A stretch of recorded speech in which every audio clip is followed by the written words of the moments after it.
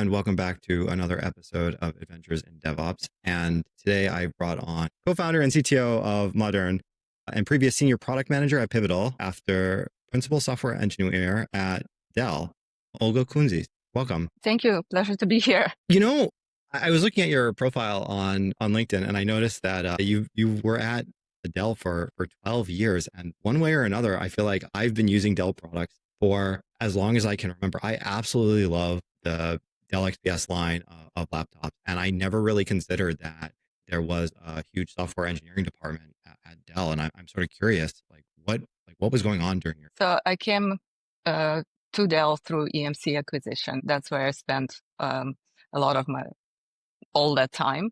I worked in enterprise data protection, kind of working with large enterprises and with everything that they had in their environments, from Oracle, Postgres to storage array, networking, moving data to the cloud. Yeah, I think there are lots of different product lines and lots of different integrations, and it was super interesting kind of how that whole ecosystem evolved together. And you were like on the technology side for quite a long time. And then if I got this right, you moved over to the company that's pretty much turned around Spinnaker into a real product for the community. So there was a large community of people around Spinnaker when we worked with it. There was Google and Netflix kind of ran that community for a time with contributions from Armory. Pivotal was the third largest contributor to Spinnaker at the time when we worked on it. We did put a lot of enterprise features like authentication, authorization, things like that into it.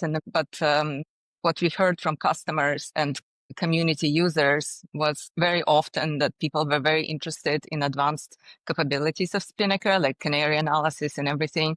But very often we heard time and time again, like, talk to me in a year when I'm done migrating Spring Boot 1 to 2, or fix this Log4Shell vulnerability, or like, and then will finally find the time to, and the time will never come because just Spring Boot 2 to 3, 3 to 4, like it's every year it repeats. And kind of we've heard from Pivotal customers like exactly the same thing at the same time.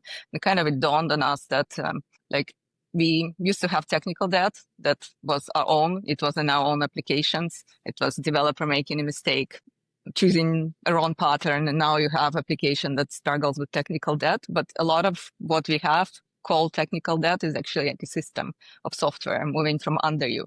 A developer that makes a perfect choice today, the latest framework, the best libraries, the best architectural patterns, the fashion of the day, builds an applications, and 6 months later, it's struggling with technical debt. Had a meetup at one point, and we asked developers, we polled them, how long your applications are going to continue to function if you're not allowed to touch their source code? And the answer that came back was 6 months, which is shocking. In 6 months, your perfect application is accruing technical debt to a point of stopping. But then you think about it, it's like, it's the real cadence that we see in the industry. The Kubernetes community, they make deprecations. They make releases every quarter. They deprecate something in one release. They remove it in the follow-up release. Spring Boot, the same thing. So it's really, if you don't touch the applications for 6 months, that's what happens. It's really interesting that you asked that. I'm surprised at the 6-month answer, almost from the other perspective, because I feel like a lot of companies today are trying to move so quickly. They're not actually considering the cost of the technology or software that they're putting out there. And we had an alert the other day that the Azure function stopped functioning and couldn't renew some sort of certificate. And like we looked at it, we developed this function like 9 months ago. It was perfect Azure function. Now it no longer works. And I think it's like the second time in the history of this company that we have Azure functions stop working on us. Yeah, no, I can totally see that. I'm sort of curious. So what is the right time frame that you would expect? I think it depends on what kind of software we are talking about. Think about applications that we developed, 10, 20 years ago, the one that we deployed on-prem and they ran on our own servers. Those were kind of self-contained and isolated. And maybe if you don't touch their code, they don't magically accrue any features, but they don't stop working.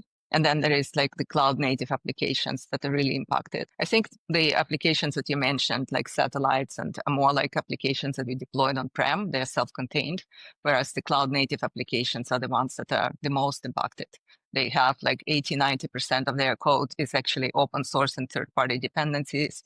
This is glue code that constantly need to be restitched. Otherwise, it's fails to function. What's special about the cloud native environments that causes? It's third-party dependencies. We know that cloud-native applications are 80 to 90% third-party dependencies, open source frameworks, vendor APIs that are changing from underneath you if you don't keep up, Kubernetes infrastructure making breaking changes every 6 months. So that's the key. What happens if organizations just stay on that first version of Spring Boot or on Node.js version 14 or 16 and never upgrade? So the first one, there are two sides to this. One is vulnerabilities, right? Like Spring Boot right now no longer supports even version, I don't know, 3.3 is the latest. Like if you fall behind and you need the vulnerability fixed in the library that they no longer support in the open source, you need a patch for that. You're going to pay millions of dollars as enterprise to this vendor. And the second part, I think, is businesses want modern applications. Applications that are built on frameworks that were popular a decade ago look dated, and developers don't want to work with them.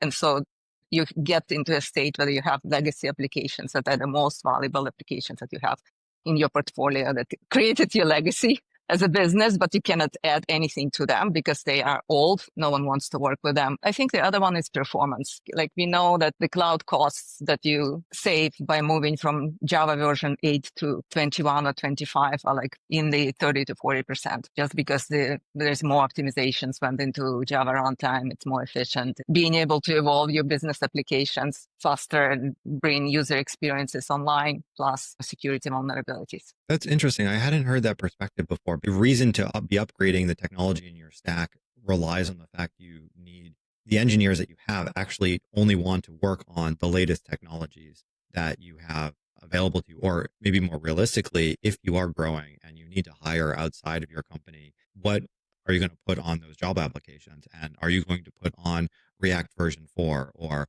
as you said, Spring Boot version 1 or Java version 8? If you do, who is going to be able to come in? Who wants to work on those things? That's an interesting perspective. I know from working in healthcare and aerospace and e-commerce, honestly, I don't think that the type of company that you are working with or even the technology has a huge impact on the generation of tech debt. We are working primarily with like business critical business applications. I think there are different embedded applications, hardware, operating systems, and those I believe would be different. But my experience primarily was with this type of software. I think there is this aspect where is it this elusive hypothetical problem that people just point to when they can't describe an actual scenario? Or I don't think I'm passionate about technical debt. I'm passionate really about being able to develop software faster. I think on the business side, we are really constrained by how much developers can create software. I think we failing to update like the infrastructure of our society. It's like still runs on COBOL, a lot of vulnerabilities in the stack, etc. When we talked about ROI or open, rewrite, and modern to our customers, it's not like you save this much effort by using automation to remediate vulnerabilities. It's we return engineering capacity back to business. Right now, we know engineers spend 30 to 40% of their time on technical debt. I think this is a mistake that a lot of inexperienced engineers make where they just point to the word tech debt. One of the challenges that I've been wrestling with, how do you deal with the challenge of as you create more, there is more to have to deal with. Don't think that you can just always stack more on top. I have to wonder, is there some maximum amount that we're just always as a business, if we create more software, we are fundamentally always going to get to some asymptote. Just to kind of visualize the problem that we have right now, to just how much source code we have. And we know one of our customers at the time had 500 million lines of code. So we said, if you take this 500 million lines of code and write it in the same books and put these books like side by side, like not in a tall bookcase, but just in one line, how long this line will stretch. And this line will stretch from Miami to Montreal. This is just how much code they have under management right now. And so that when all the work with code maintenance right now is very manual. It's a developer pulling these repositories into their IDE, doing something to it, checking it back to GitHub. Like the amount of code we have, it does not fit into this workflow. I want to ask you about that, but first I want to get some, like my bearing set first. How common is 500 million lines of code versus 5 billion lines? Like, is that a lot? Is that average? what do you normally expect when you look at, say, the comparison of a company that just came out of, say, Series A? It was interesting you bring this up because our guest from last week, John Papa from Developer Relations at Microsoft, was actually sharing that, saying when you're at the dinner table or you're meeting some new colleagues for the first time, what do you say you do? A lot of people say, "Oh yeah, I write code," and he's like, "No, no, we read code. That's our job." Yeah. That I feel like now something that can't even be done effectively. So, my concern is that more and more companies will start producing this unreadable amount of code. I think we should have less code, not more, right? But I think what we have is what we have, and no one understands what's in it and how to do it. And think about the trends with AI. AI is not good at optimizing refactoring. It's just good at creating more similar looking stuff. Now with AI, the developers create more code, but refactor less. Interesting. I can believe that. Duplication of similar code is worse with the AI than it used to be before. I want to come back to that. First, I want to ask about, this is what has caused you to basically create the cornerstone of your business, Open Rewrite. You mentioned, what exactly is that doing? If I understand it, it's sort of what Roslyn is for C#. It evaluates your source code and converts it to some ASTs in order to make, like, not regex related changes, but actually understanding what the source code is doing from a structure standpoint. Maybe we talk about history of Open Rewrite, how it came about. So my co-founder founded Open Rewrite when he worked at Netflix Engineering Tools. And in that organization, there was freedom and responsibility, and central team couldn't break the build and say at this date you have to migrate X to Y or remove this login library. And so people kept telling him, if you do it for me, I'll accept the change, but otherwise I have other things to do. And he heard it enough time that he said, I'm going to try to do it for them, and try to, like, almost immediately he looked at the tools around, and all of the tools around are based on abstract syntax trees, which just the syntax. And that was already not sufficient in order to make one of the first migrations that they wanted to do is to replace homegrown library with a standard library for logging, which they regretted the mistake of starting their own. They wanted to standardize, and they couldn't. Like, which Netflix engineer would want to come to work and replace login statements one for one? And as we talked to a lot of enterprises at Pivotal and heard time and time again, like, need to migrate Spring Boot 1 to 2, talk to me in a year. We felt like this technology was ripe for, like, repositioning for this type of migrations, right? And kind of build a catalog, and it's highly repeatable across the enterprises. And so unlike Roslyn, which is kind of works on a single repository in the IDE, Open Rewrite was developed to run outside of IDEs to accumulate different transformation steps for migrations. With Modern, we actually have a technology that serializes these LSTs that we produce for repositories, so we can study them and work with them in a horizontally scalable manner. Open Rewrite allows the developer to consume framework migration, a Java 8 to 25 migration on a single repository. You can polish it, work with it, understand how maybe some architectural changes are necessary inside of it. But with Modern, we can study the code bases at scale with this catalog of recipes, which are units of transformations, which could be as small as change method name or as large as Spring Boot migration. I think you're on a really interesting path here, because it seems like a foregone conclusion, which is we already have too much source code in the world that's riddled with changes that need to be made. I'll not use the word tech debt so I don't get any angry letters, but if we just assume there are changes that we want to make to our services, upgrades, patch changes, remove vulnerabilities, change versions, or swap out libraries,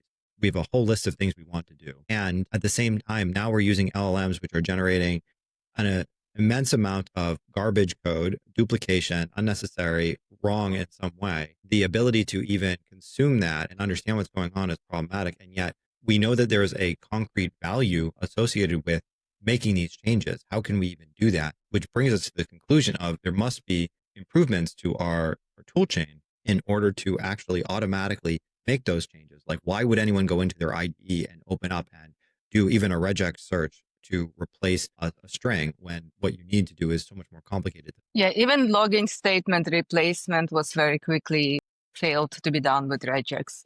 Just like you mentioned, you logger dot, which logger are you looking at? You don't know. This is like your second open source tool. So there's a leadership of Pivotal with Spinnaker and now on to Open Rewrite at Modern. Seems like you absolutely are in, like, you prefer the open source community. Has it been all sunshine and rainbows, or? So with open source, we knew that underlying framework has to be open source, just because we have so many third-party and open source libraries and dependencies. And we need, in order to scale this as an ecosystem, you need an engagement from a lot of framework authors to help create refactoring recipes to move their consumers forward. So the core framework is open source. We work with a number of framework authors, Quarkus, Micronaut, and many others, contributing recipes. Whenever they make breaking change to their library, they create a recipe that migrates their consumer, and sort of the unit economics of change. It's kind of the best of both worlds. The framework authors can make changes to their framework and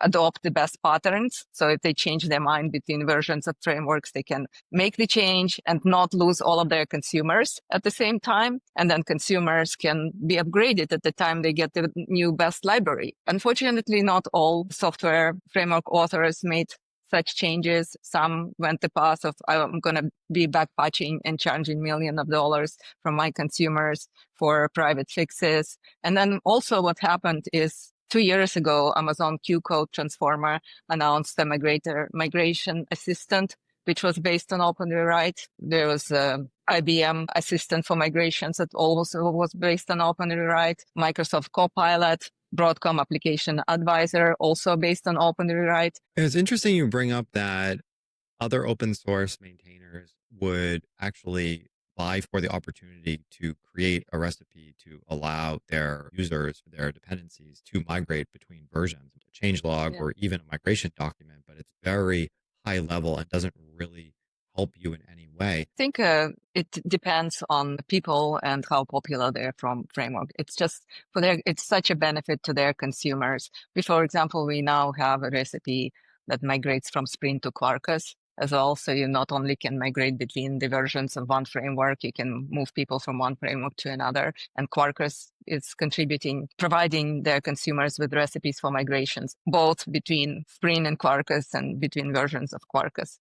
We've seen very different behavior from different people. Honestly, that's, I think, the unit economics of like a framework author making one API change in one place. So one of the challenges I want to ask you about is sort of the trust you put in your own tool that you created here, especially the Open Rewrite ecosystem.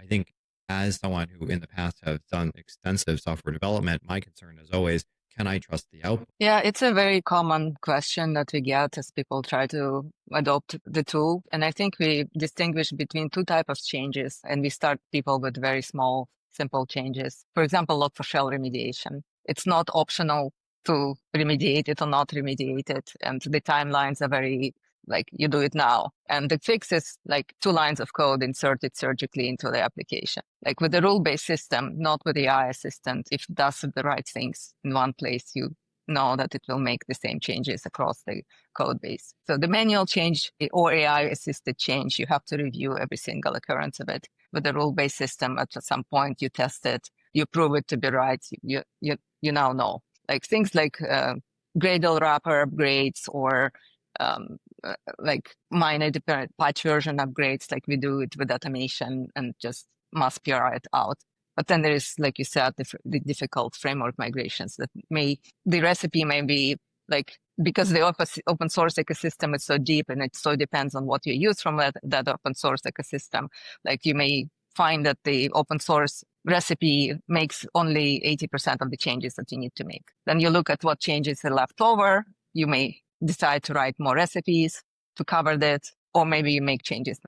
And then you do need to test it. You need to understand. So that's kind of the pull-based changes that developers need to pull on their workstations and test it out. And these are also not optional, but because Spring Boot 1 has vulnerabilities and you don't want to pay millions of dollars to the vendor. So, but the timelines are different than you do it maybe in between sprints, or you plan with your business owner or product manager saying like, I will do this here. And it's like, we'll make application look modern and we'll build more features faster, but I need this downtime in this period. And we kind of align where it is. So We support right now Java infrastructure as code, so Kubernetes manifest remediation, Terraform, CI/CD pipelines, Docker images, things like that. So because infrastructure as code is copy paste drift, so kind of being able to see across the repositories what you have there and being able to uplift it all together. We just announced JavaScript support, and Python and C# is under development. So we will become a sort of universal platform for code maintenance and modernization and evolution. Wow. And so, sorry, I have to think about that for a moment. My question is then the biggest challenge must be not only understanding how one would write code in those languages, but what is idiomatic, and more than that, what is the actual structure of the language in order to correctly parse it. You're writing a language parser, but getting it into the LSTs that you mentioned seems like a huge challenge for some languages more so than others. So it's interesting that we discovered what is called in academia a C language family, which is like C, C#, Java, JavaScript, Python. They look very different as in source code, but you see the abstract syntax tree are very similar, like the for loops, the if else, the method calls, etc. And so we actually are able to reuse the underlying Java-based implementation and extend it for additional languages. So we have a reuse of the recipe catalog on day one. We build the LST. To build LST is very hard. We actually invoke compilers for each language, and we guide the compilers through the first two stages where they do abstract syntax tree and semantic information about the code. And then we extract it out of the compiler. Compiler doesn't care about this data representation.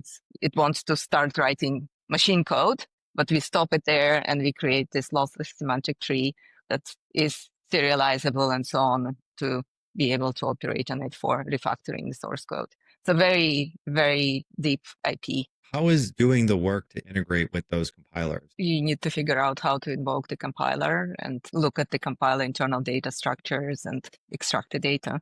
I think the interesting part, both in language parser development, it's very tedious for developers and highly repetitive, because if you take the look at those data structure, you obviously need to make decisions how you do it. But once you decide, you need to move from those data structures to open rewrite data structures and map things. Recipe development is also kind of very similar. And the interesting part that the coding assistants are very capable of doing this repetitive work. And that's where we see a lot of acceleration in all like parser language development, like as well as recipe catalog growth very quickly these days. So the cost of custom recipe development went close to zero, and the parser significantly accelerated. But every open source library out there would potentially still need to write their own recipes, right? So you could like bootstrap the recipe development for this library. If it has good description of what it is that they're changing, you give it to Claude Code and it starts developing recipes. So OpenRewrite has a very declarative test framework where, insert in the unit test before and after, and and the model, like it's hard for the model to cheat on tests. So that was a great investment that we've had. Is the model that you're expecting the open source maintainers to be utilizing, is that a model, that foundation model that you've developed, something that you have fine-tuned, or at this point, is it just a matter of the available LLMs by providers out there? We actually worked with all of the like Anthropic, Gemini, like OpenAI. We worked with all of them via the API and tested a variety of different models. And they all work similarly with no significant differentiation between them.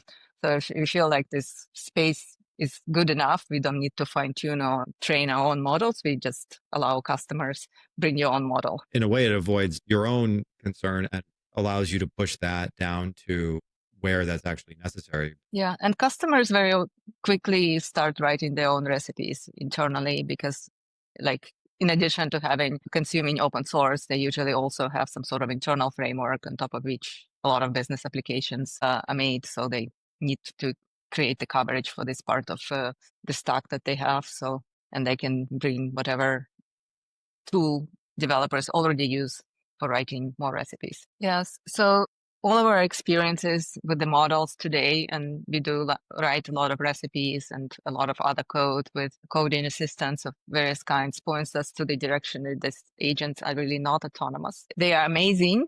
They do great stuff for us, but developers need to be closely involved in what they're doing to make them go in the right direction. I think the funny thing happened yesterday. I saw it in our fun Slack channel. Developer screenshotted what model told him, and she said, "I'm getting confused here. Would you like me to continue, or would you like to debug this for me?" They don't have access to debugger right now, right? It's not one of the tools that they have. And he said this is the first attempt of AI using humans as MCP tools. It's interesting you bring that up, because when we were talking with Incident.io, they had brought up the challenge of when there's a production incident, they actually want to suggest a pull request to fix the problem. So if it's something simple like a null reference exception or something else, to actually generate that pull request. And to do that, they need to understand the source code. And the strategy has been that they need to run the customer source code in a protected, secure virtual machine to actually run it, to actually do that debugging. I feel like in a way you have quite an interesting alternative here, which is if you are generating LSTs, you actually in a way don't need to runtime do a debugging session, because you can fully understand what the source code is supposed to be doing intentionally. So relying on an MCP out to a real tool or MCP out to a human to perform stuff. And I think we should be careful, because I totally see a bunch of companies jumping on that bandwagon, especially for asynchronous work. I think what you've built here is actually really clever, because it provides it provides a very deep technical solution to understanding the complexity of a code base at scale, which historically, especially when we look at things like LLMs, they're going to always be limited by small context windows. We know from the research, large context windows don't solve problems. Small context windows, which means utilizing tools that are actually able to consume a whole repository or realistically understand what the code is doing at a technical level without actually having to read every individual piece. It seems like one of the critical components for actually allowing LLMs or our usage of LLMs through agents or some other complex asynchronous processing to function at a higher level. Yeah, I think like LLMs are data hungry and they want the right sized data as well. Like if you give them the whole repository as text to read, they, like you said, lose attention and cannot find. It's like giving a human a book or giving a human a paragraph. Where can they find the context of what they need better? It's in the paragraph. It's interesting you bring up that analogy, because I think that it's something that we're going to continue to see over and over again, that the constructs that we've created to help our human societies advance in both technology industries and non-tech alike are being rediscovered through the creation and the improvements of LLMs. Every single time I feel like a company jumps up and down and says, look, we figured out a really important thing. And then we can point to like 5 other examples. I think the one that had come up recently for me was, if we use the example of a book, there's usually a table of contents and in the back, some sort of index. And it's like, we should have like an LLMs.txt file or an agentsmd file that, explains the different things that could happen. And I'm like, yes, of course. We always knew that was the case. That's why the books have these things with terms and definitions at the back or references, and at the front, a good overview, because we know that for very intelligent entities and organisms, we need those things. So there's no way that an LLM would be able to make progress without also having those exact same things. And where we've discovered complicated technical processes or tools that we've developed for ourselves, we've seen in a lot of tools the idea of attribute-based programming or reflection be a real thing. There's no reason why that interface should be excluded from LLMs, and you've provided the capability to actually make that happen by exposing Alice. I think the LLM paradigm of tool calling was like really game-changing. I agree with you. I think the interesting thing here is that a lot of companies stand up and say like, no, this is the new best thing ever. This is the only thing we need. And I think what we keep seeing actually in practice is all of the tools together are important. Like if you have a toolbox with a bunch of tools in it, you likely still need the instruction manuals for how to use those tools or a list of what those tools are or how they're being utilized. But then there's a whole bunch of other things and other scenarios where you do want the like literal recipes for, say, cooking a particular dish in your kitchen, right? That's not listed on any of the tools that are available. Your tools are your blender or your stand mixer or, spoons. Those, yes, you need all those to actually work effectively, but where is the recipe still? Like, and your catalog of recipes, like those things still need to exist. So I think the only mistake here is either assuming we're like have solved everything, or that there is like one new innovation just around the corner that will. Yeah. Historically, we just built high level abstractions and not just software, but everywhere else as well. So I think that leads us in like a lot of different possible directions. And I think some of those topics we've explored on other episodes of the show. Yeah. So at this point, we will move on to picks. So Olga, what did you bring for us today? I bring an observation and sort of like we talked about LLMs and AI, where it's going and what's going to be next. And my observation in the next few weeks is, like I mentioned at Modern, we work a lot with Cloud Code. And we noticed that first there is the Sonnet group of models, and then there is an Opus group of models. And we've seen Opus 4.1 marked as a legacy, and which was the most capable reasoning model. And I just wonder, why is this happening? Is this the cost of running this model for Anthropic? Is it the cost going to go down eventually and we'll return these capabilities? I don't know. Yes, we're living in very much uncertain time. Every morning I wake up, I look, what's going to be new and exciting in this space? And this is just, I hope we get to a point where we have the return of these capabilities. Yeah, I think that's what everyone's waiting for. There is this expectation that they get better in a particular direction, and I find that we don't have that. I think it's the technology is amazing, but it's still too expensive. And so at what point it drops down in cost, and we see a lot of build out of data center capacity as well as energy needed to power it, and we'll see. Oh yeah, we've gone into extensive previous episodes about the energy costs associated with that. So, Yeah. we'll leave that out of this episode, and I will. I guess I'll share my pick for today, which I had something different.